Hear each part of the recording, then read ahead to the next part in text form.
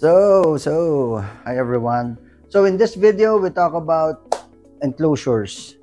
Birch ply enclosures, wooden enclosures, and composite enclosures.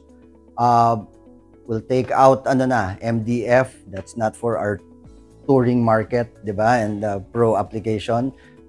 Particle boards definitely out. So yun yun. And kung napapansin nyo, we're only talking about birch ply kasi yan talaga yung de facto standard na ginagamit ng mga manufacturers natin. And then, kung napapansin nyo, sabi ko, composite. Kasi nga, hindi lang siya ABS. I usually say ABS or plastic simply because madali intindihin. Pero sa totoo lang, the proper term is actually composite kasi it's not just ABS, it's other materials na hinahalo sa ABS. And I'll explain that later. Pero yun yun. If I say plastic, ABS, lalo na kung composite, ito yun. Yeah, one thing, but composite is the righter term. So nung last time I prepared for this, sabi ko sa sarili ko, okay, ayos. So I got it all in my mind. I was playing it in my mind, then I realized, teka lang, hindi yata ganun kasimple dapat yung sagot, or hindi ganun kasimple lang yung magiging outcome nito. Kasi if I think about it talaga, for the past 30 years or 40 years, and then for the next 20, 40 years probably, pag-uusapan pa rin yan. Simula nung lumabas yung first generation JBL Eon, and you got your Mackie SRM 450, bumakat yung mga modelo na yon kasi talagang they performed, during that time, they performed and everyone took notice. And before that time, it was just the Bose 802 for those who inabutan yung Bose 802. But that's a different story. The fact is, JBL Eon and the Mackie SRM 450, they kind of triggered a revolution talaga in using itong composite materials for speaker enclosures. And ano yung preference mo? Wood o diba, o composite or plastic? Ano yung tingin mo? Ano yung mas maganda, diba? Marami ganun namin. Lagi naman natatanong yan tapos lagi syempre sasagutin, most likely naman wood Pero in this point of technology and materials and all that, I think the conversation should be a different one already, a more important one. Let me give you this story to digest. Explanation to digest. Okay. Alam niyo yung gitara, 'di ba? Lahat naman tayo familiar tayo sa gitara. Meron tayong gitara, yung kaibigan natin meron gitara. Tapos sila, and lalo na me, I get to talk to my friends and they talk about the wood of the guitar. How the wood, be it alder, be it pine, be it, I don't know, I don't even know, yung parang ganun, 'di ba? Maple, 'di ba? Sabihin nila, it affects the sound and it gives off this warm whatever or bright whatever, di ba? And totally, I believe that. Totoo naman yan, di ba? Na may influence yung wood doon sa gitara or kahit piano nga di ba? For speaker enclosures, it's totally the opposite. The objective is to have an enclosure that's totally dead, or as dead as possible, meaning walang nagre-resonate sa kanya na tunog. Ang tumutunog lang talaga dapat are the speaker components. Yun yung naririnig natin. Other than that, yung mga enclosures na to, be it of that or this, di ba, wood, hindi siya tumutunog. Kasi any sound coming from the box will affect our perception na rin o paano natin naririnig siya beyond the components. Dapat ito lang talaga yung pinapahinggan natin. Dapat ito lang yung nagpo-produce ng tunog. And itong enclosures natin, they are practically acoustically dead. And if anything, hindi man siya gumagalaw. Di ba? Kasi nga rin, may kinalaman rin dyan. Di ba? A lot of us have seen like a subwoofer na kusang gumagalaw yung subwoofer. Di ba? And that's a badly made enclosure kung tumatakbo yan mag-isa, di ba? Tutok sa ibang lugar. So, yun. We should move the conversation really. We should put it towards what constitutes a very good speaker enclosure. Yun yung pinaka-importante because it will guide us, it will help us whenever we're gonna buy something, we're gonna use something, we're gonna install something, safety concerns, di ba? You are talking about 40% lighter than a counterpart niya na made of wooden enclosure, 40%. So, kunyari, magpa-fly ka sa isang bar, sa isang club, that there could be people underneath. I'd rather hang a composite speaker there kasi mas magaang siya. Yung safety concerns. Or you may have your preference, wood or plastic, pero preference na yon. That's not really basing it on any technical information, di ba? When we compare things, is it in the same price category, the same performance category, whatever application? So masyadong maraming tanong. Kaya mahirap sabihin yung difference at ano yung difference. Depende kung ano yung pinagko-compare natin. If it's a high-end composite enclosure versus a mediocre speaker enclosures, definitely kaya i-outperform yun, di ba? Pero in different points in time, your answer could swing from here to there. Pero if we have this common understanding of what a good speaker enclosure is, regardless of whether it's wood or composite, it helps us better to make better decisions so that magamit natin yan in our daily lives, be it business, be it a hobbyist, be it projects or whatever. So unahin natin muna sa ano yung purpose ng speaker enclosure. Let's state the obvious, to hold the components, di ba? To any configuration, hindi naman lagi kailangan ganito. Pwedeng three-way yan. It would be a horn or something like that. Let's take this for example. Ni-mold na siya. Ito na, even the horn na mold na doon. So, it's just gonna hold the components in its place.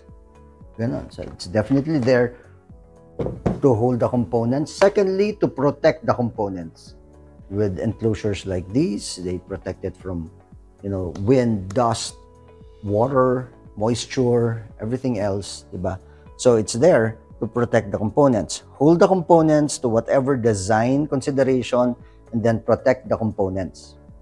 That's one. Number two is, of course, acoustical isolation. What's acoustical isolation? So, makikita nyo to. Speaker. Okay. So, basically, acoustical isolation is to prevent the back waves to interfere with the front waves. Iniiwasan niya yung destructive interference ng back waves na yan. So, pag ito gumagalaw yung woofer natin dito, di ba? Hindi to gumagawa ng out of phase na makaka-apekto dyan because may enclosure tayo, inaano niya, di ba? Ina-isolate niya yung back waves from the front waves. Alright. Oh, thirdly, di ba? You've got bass tuning. What's bass tuning? Yan yung pag yung mga bass reflex, usually naman yung mga boxes natin ngayon. So for here, ito, may port dyan. Ito dito, may port. And it's not only a port, makikita nyo, parang may tube dito, may tunnel dito. So, ang ginagawa ng mga ports na to, in a way, as we said, may back waves dito, and it's in a enclosure, di ba? So, yung back waves na yan, now, may kinalaman usually ang length na rin. So, given a frequency na gusto nila kung ano yung may enhance na bass dito, so gagawin nila yung port na to, so parang katulad nito, yung back waves go here, exit here, by that time, in phase na siya, tapos may enhance pa niya yung bass na lumalabas dito. So, therefore, yun nga, bass tuning is basically enhancing the bass using the back waves to enhance the front waves. And then lastly, and ito yung mas interesting, lastly, the enclosure has to give stiffness and damping control. Okay. So yung stiffness and damping control. Let's talk about the wood muna. Okay, as I said, in live sound, birch ply yung standard na ginagamit ng manufacturers because of its stiffness at saka yung na-avoid niya yung mag-absorb too much ng moisture. So yung stiffness na yan, given yung woofer natin gumagalaw, nagke-create rin ng pressure yan sa loob, di ba? So, yung stiffness niya avoids na mag-flex yung box. Mag-flex yung box. Kasi yun yung, if that flexes, then that will produce resonances, sound rin. So, yan, yung stiffness niya, and then further enhanced by bracing. So, itong bracing na to, itong wood dito, running across, holding the sides together. Meron pa ditong bracing sa taas, sa likod, para rin here and here, may support.